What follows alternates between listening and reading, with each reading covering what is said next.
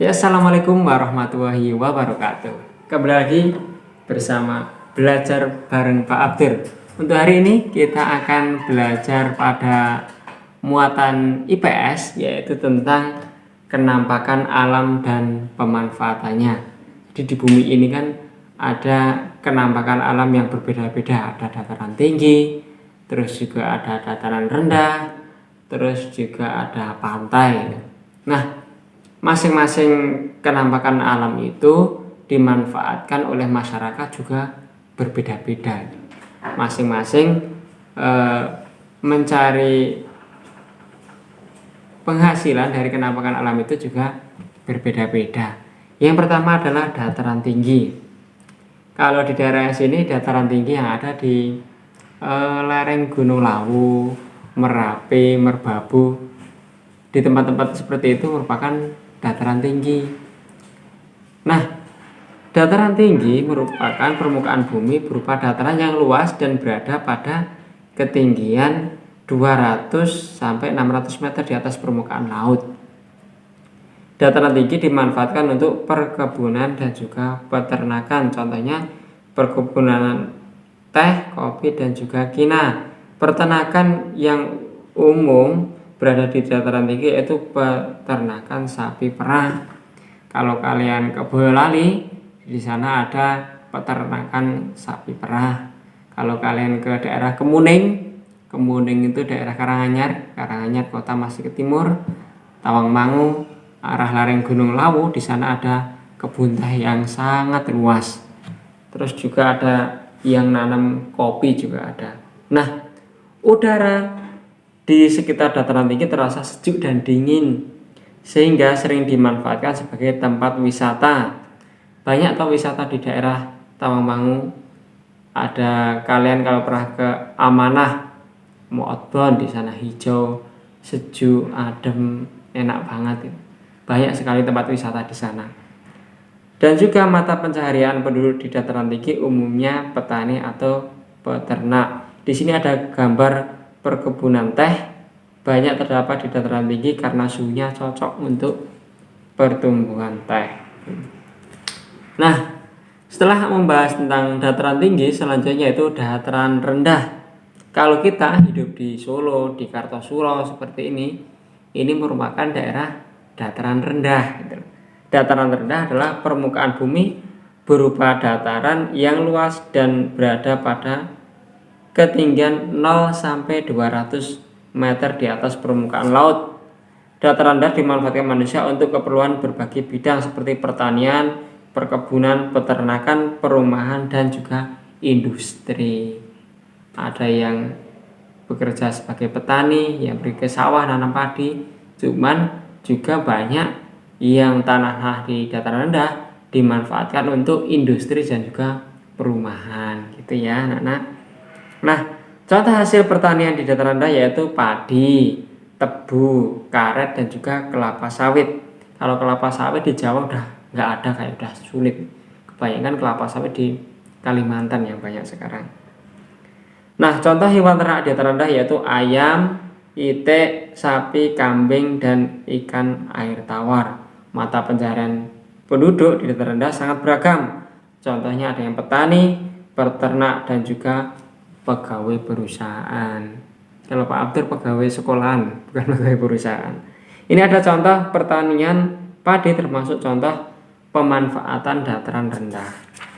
Selanjutnya yang ketiga yaitu pantai. Ayo, siapa yang pernah main ke pantai? Kalau di sini yang dekat dari sini yang pantai paling dekat ya di Parangtritis, di Jogja itu, di Gunung Kidul. Kalau utara ya Semarang, Jepara gitu. Kalau di Solo enggak ada pantai, yang ada Pantai Waluyo sama Pantai Asuhan. Kalau pantai untuk main-mainan enggak ada. Pantai adalah apa? Daratan rendah yang berbatasan dengan laut. Ini daratan, di sini laut, berbatasan, namanya pantai. Daerah pantai umumnya landai dan berpasir. Akan tetapi ada pula pantai yang berupa tebing yang curam. Indonesia merupakan negara kepulauan, oleh karena itu Indonesia memiliki banyak pantai.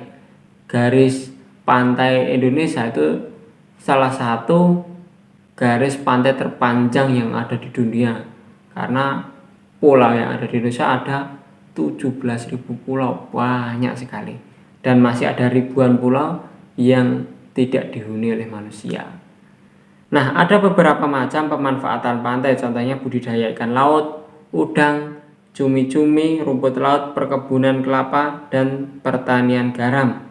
Pantai juga dimanfaatkan untuk pelabuhan, pasar ikan, dan tempat wisata.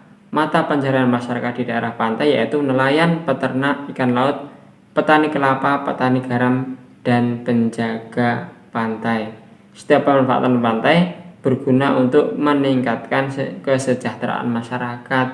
Jadi masyarakat yang hidupnya mereka di dekat pantai memanfaatkan pantai untuk memperoleh penghasilan dan juga menghidupi mereka. Selanjutnya yaitu ciri-ciri sumber daya alam. Salah satu contoh sumber daya alam adalah tanaman.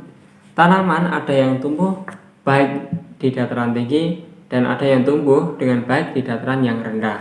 Ini ada contohnya, yang pertama adalah padi. Ya, kalau kalian mesti sudah tahu dong padi semuanya, karena tiap hari makannya nasi kan. Nah, tanaman padi umumnya tumbuh di daratan rendah dan tinggi di daerah beriklim tropis kayak di Indonesia, Malaysia, Singapura, terus Thailand, Vietnam, itu bagus untuk nanam padi. Nah, tanah yang cocok untuk tanaman padi adalah tanah yang mengandung banyak humus dan pengairan yang cukup. Jadi padi itu membutuhkan air yang cukup. Semakin air melimpah maka padi juga akan semakin bagus. Pada masa awal tanam, tanaman padi harus digenangi oleh air. Tanaman padi harus ditanam di lahan yang terbuka karena membutuhkan cahaya matahari. Tanaman padi umumnya ditanam di lahan yang luas dan datar. Akan tetapi padi juga dapat ditanam di tanah yang miring atau lereng. Sawah bertingkat yang berada di lereng disebut sengketan. Jadi padi itu bisa ditanam di dataran rendah maupun di lereng-lereng. Namun padi itu membutuhkan air yang banyak. Di lereng boleh asalkan airnya cukup gitu. Nah, setelah padi yang kedua adalah teh. Tanaman teh umumnya tumbuh di dataran tinggi tropis maupun subtropis dengan curah hujan yang cukup tinggi. Jadi teh itu cocoknya berada di dataran yang tinggi gitu. Tanah yang cocok untuk tanaman teh adalah tanah yang mengandung banyak humus. Berbeda dengan padi, teh tidak memerlukan banyak air saat masa awal tanam. Semakin tinggi daerah penanaman teh, semakin tinggi pula kualitas teh yang dihasilkan. Jadi kalau nanam teh, semakin tinggi tempat untuk menanam teh, maka hasilnya semakin bagus. Jadi teh ini memang tidak cocok untuk di dataran rendah. Selanjutnya kita akan membahas tentang melestarikan sumber daya alam. Burung cendrawasih adalah burung khas Indonesia yang ada di kawasan hutan tropis Papua dan sekitarnya. Ini cendrawasih ini adalah burung khas dari Papua. Hal ini yang menyebabkan burung tersebut dikelompokkan ke dalam satwa endemik. Burung cendrawasih termasuk ke dalam marga Paradisae yang jika diterjemahkan artinya burung surga. Burung cendrawasih memiliki ciri khusus, salah satunya warna bulu yang indah dengan kombinasi beberapa warna yang mencolok seperti hitam, coklat, oranye, kuning, putih, biru, merah, hijau, dan ungu. Warna bulu tersebut membuat burung cendrawasih terlihat lebih indah dibandingkan burung yang lain. Jadi kalau kalian ngerti burung cendrawasih itu sangat kagum karena burung cendrawasih ini sangat indah banget pokoknya warna-warninya. Nah, namun yang perlu anak-anak ketahui bahwasanya burung cendrawasih saat ini termasuk hewan langka sehingga harus dilindungi.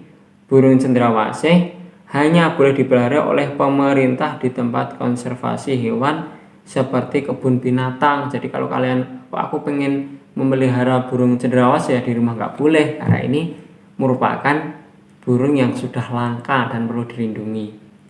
Hal ini dilakukan untuk tujuan pendidikan, pengetahuan, dan juga wisata. Mari kita ikut serta melestarikan burung cendrawasih dengan cara tidak memperjualbelikannya, tidak memelihara burung cendrawasih perorangan, dan tidak merusak habitat aslinya di hutan. Dan di sini juga ada gambar burung cendrawasihnya. Itu anak-anak yang kiranya Pak Abdur dapat sampaikan untuk hari ini.